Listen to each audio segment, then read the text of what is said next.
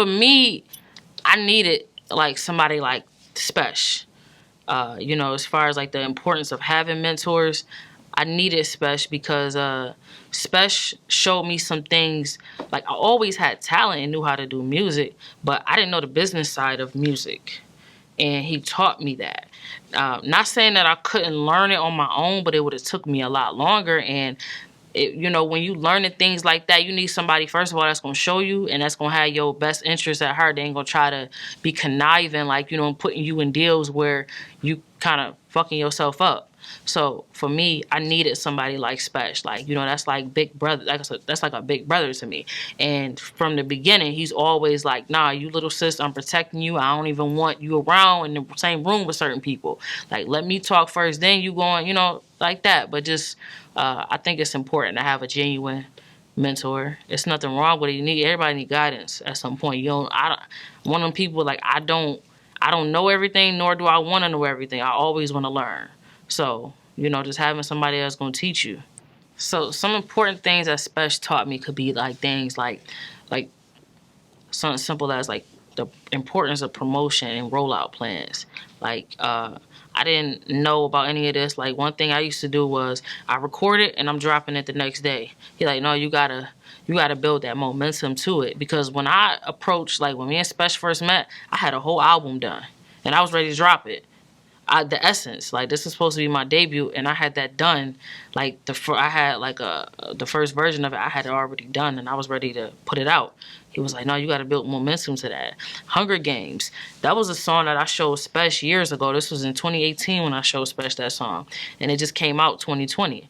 It was a song that he was like, I know it's going to get some traction, but you got to put momentum behind it. You can't just throw things out just because they sound good right now. Yeah, and just and the business side of it and being on top of your business, like, you know, being on top of with your money. You know, that's just like that's a given. But having somebody that can show you and teach you these things, where it's not like a greedy mindset where they trying to get in on, you know, what you got going on. So, you know, I always respected that. As far as like signing to any major, I can't really see myself doing it right now. Like, even with management, like, it gotta. Like, for me, I look at things like I make a lot of moves myself. So for me, you got to do something and bring something to me that I can't already do for myself, and I haven't ran into anybody that can do that for me. Like, cause I make a lot of things I've gotten on my you know, just from my own moves. So if you can't do something that I can't already do for myself, there's nothing you can really do for me. So that's just where I stand at with it, like with majors and even management. Like, you know, that's something that I'm taking my time with. And if a major come, it's going to be more beneficial for me. But I just, like, right now, I'm not really in a rush for it. I ain't in a rush for none of that. Like, no management, none of that. Like, I'm not in a rush. Like, you know, when it's time, that stuff will come. But you got to bring something to the table that I can't do myself. Like, some advice I would give to up-and-coming artists is, like, don't rush and sign no paperwork.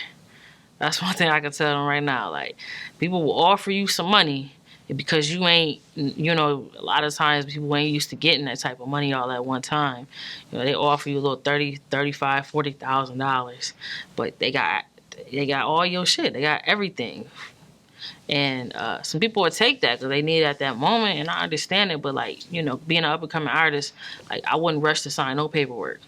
You know, try to squeeze as much as you can out of your own moves. Like, that's why I say it's okay to get a mentor, somebody that's going to, you know, give you a platform or connecting yourself with people that can give you opportunities. But just don't rush to sign no paperwork. Stay consistent, too, as well. Like, and cater to your fan base. Because I feel like the biggest mistake that a lot of people make is they get a legit fan base, and then they start trying to make music for people that's not even fans of them, or that don't know them, don't listen to them.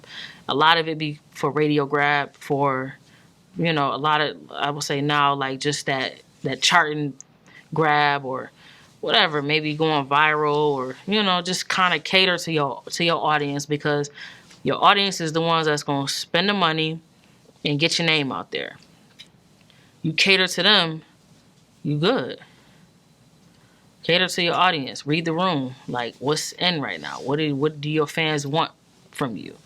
If you got underground music, or not even, I'm not even gonna say underground music because I hate saying that, but like you got like a certain style, don't go too left with it. Don't go to the left with it, and that ain't what you've been feeding your fan base, you know?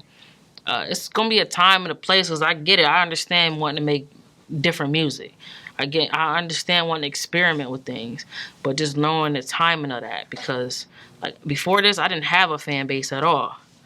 I have a legit fan base. I'm at 40K followers on Instagram. I couldn't even hit 1,500 at one point. You know, I'm gonna focus on who's in front of me instead of worrying about who's not there. You know, so that's just how I look at it. What's up? It's your girl Che Noir, Shea Butter Queen, and you are checking out 24/7 HH.